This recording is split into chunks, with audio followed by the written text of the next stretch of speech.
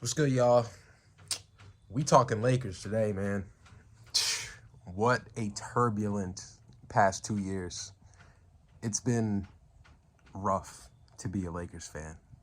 Like since last season, you know, trying to get Russ to fit with LeBron and AD. Bad coaching from Frank Vogel.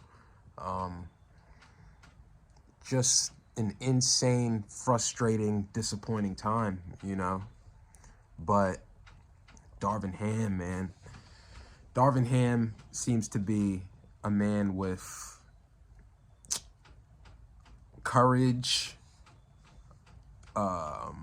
willingness to hold people accountable.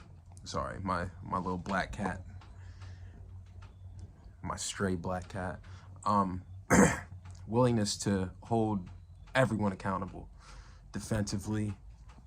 Even LeBron in year 20. I mean, the man, from what I last seen, 5th, 6th best defender in the whole league in his 20th season. That doesn't happen. It doesn't happen. AD seems to be pushing through some of the pains he has in his body. Like, I'm just liking what I'm seeing in the personnel and how the system is operating. It's beautiful. Yes, we're 1-5, but it's not the same. It's not the same bad record as it was last year, where the defense is horrible. It's a layup line for the opposing team every possession. We have an offense that has potential. Like, the potential is there for this offense. Our shooting has been pretty bad, but it's not, how do I explain this? It's not going to stay that way. We're not shooting 20% from 3 for the year. That's not going to happen. We got a small sample size of how they're able to combine that elite defense with pretty damn good offense and shooting, combining it to have a whole package as a team when they played Denver the other night. That was great basketball. You know what I'm saying? Like, fucking Austin Reeves hitting threes, Russ hitting threes. That's one of the main things I wanted to talk about today. The support that Russ was getting that night from the crowd. When a player is playing bad, to boo them and slander them, talk bad about them, make it more difficult than it needs to be, they're going to play worse.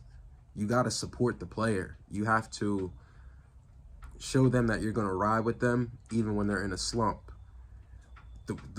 Before he was taking his threes, you could hear the crowd saying, shoot it, shoot it. Like, that's a different feeling than when there was, no, Russ, don't shoot it. Like, that's going to give him confidence. That's going to make him try harder to make his shots, make his layups. Like, watching the way that he was driving to the rim with force, with power, with confidence. It's like he knew he was going to finish the layup. He was shooting them threes like, yeah, I got this. They going to sag off me. Go ahead, but I'm going to pull up and I'm going to make it because I've been working on this. It was just great, man. The energy in the building. The Lakers truly fed off of that. Lonnie Walker just walking in the threes, like in transition, just stopping at the 3-point line, whoop, pull up, swish. It was just good basketball, bro. Like, we're 1-5. And I know a lot of non-Laker fans were like, y'all celebrating like that was the game 7 of the finals. Bro, when you're 0-5, a win is a win. Like, and they showed what they're capable of doing. They needed that win. Lakers fans needed the win. You know, it was just a celebration. And Darvin Ham got his first win.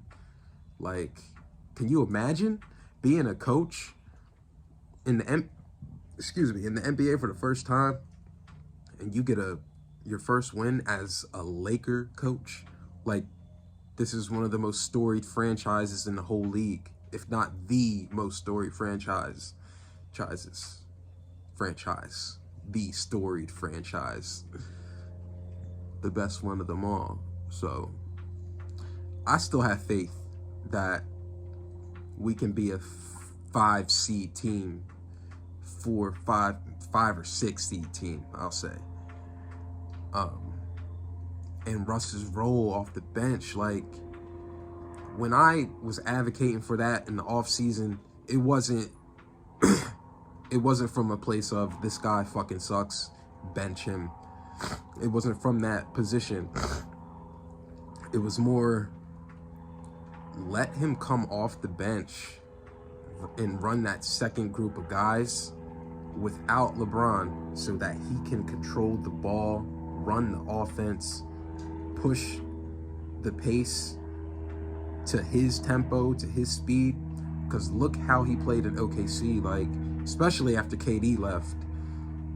That's his bag. That's his bag, to fully control the situation. He's a great facilitator, putting guys into position to get easy baskets, open shots. Like, I just always felt like you got to make him feel as if he is the primary decision maker somehow, even with LeBron on the team, because they both have high usage rate. You know, that's always been the clash.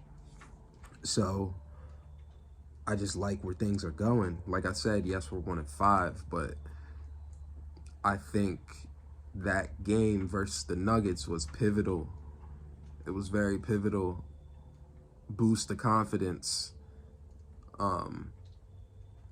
Just proof that they can be great. They can be great. These guys they're not poor shooters.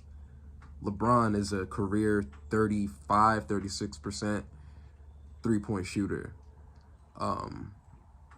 Lonnie Walker might be somewhere between 32 and 34. They don't have terrible shooters. It's the beginning of the year. These guys were off for 5 months. You got to catch a rhythm. There's so many other good teams that they have bad records, but they're good teams. They're not going to finish with a negative record, below 500 record. So they're trending in the right direction. I love how Russ is playing. I'm just so happy that he got the love. He got love for the first time. Like, he wasn't getting booed.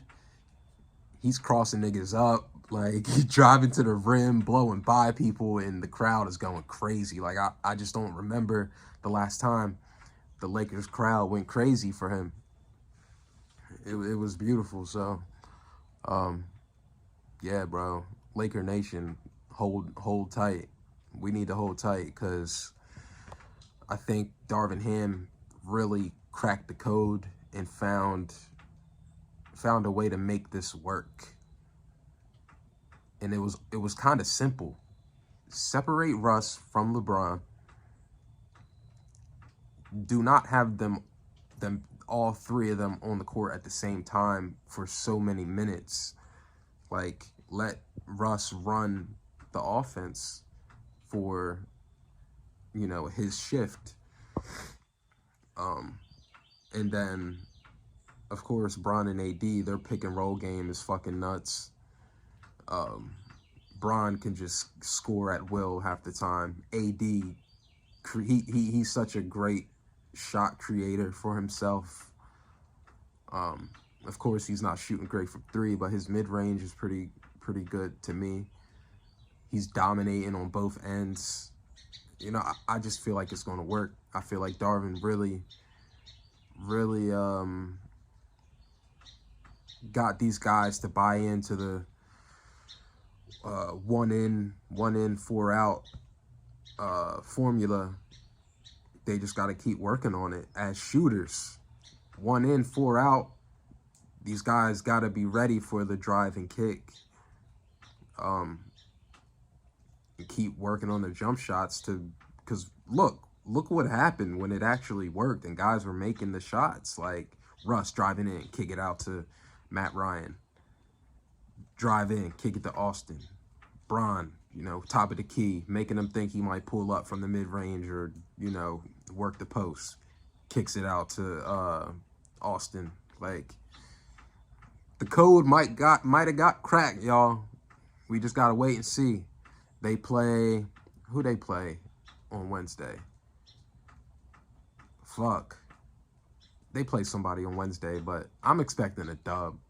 As long as they keep working this formula and having faith and listening to what Darvin is saying, because he knows what he's doing, we going to be all right. 5th seed, maybe 6th seed, 4th seed if we make some good trades. Fucking Rob Pelinka, Genie Bus. Yeah, bro. So just wanted to talk about where we at, what happened last, how happy I am for Russ. Bron ain't shooting that great, but he always needs time to get into rhythm. He needs time to get into rhythm at the beginning of the season. I ain't worried about him. Like in that Nuggets game, his first half was kind of ass, and I loved how Russ tried to boost LeBron's confidence to get him to rhythm by he set up a play specifically for him because Bron kept missing bunnies.